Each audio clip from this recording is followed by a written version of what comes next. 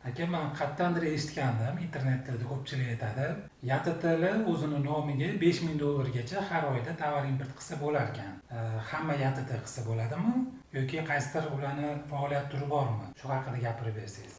Albatta, YTTlar shug'ullanishi mumkin bo'lgan faoliyat turlari ro'yxati bor. Bugungi kunda 93 ta faoliyat turi bilan shug'ullanishi mumkin YTTlar. Ularning ichida agar import faoliyati bilan shug'ullanmoqchi bo'lsa, YTTlar albatta tovarlarni importi va ularning chakana savdosi faoliyatini ko'rsatgan holda ro'yxatdan o'tkazishi mumkin. Cheklovga keladigan bo'lsak, $5000 degan cheklov oldin bor edi. Har oyda $5000 edi. Hozir unaqa cheklov yo'q. Faqat ayrim tovarlar ro'yxati bor. Qurilish materiallari, sement, neft mahsulotlari, shunga o'xshagan tovarlar bor.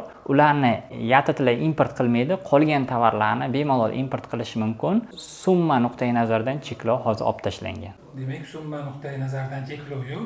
Istagan YTT tovar olib kelib import qilsa bo'ladi. Yo'q, istagan YTT emas, aynan o'sha guvohnomasida import faoliyati ko'rsatilgan bo'lishi kerak. Chunki bojxona yuk deklaratsiyasini rasmiylashtirish chog'ida ham o'sha YTTni asosiy faoliyat turi o'sha import bo'lishi talab qilinadi. Aka, bir xillarni men ko'rganman.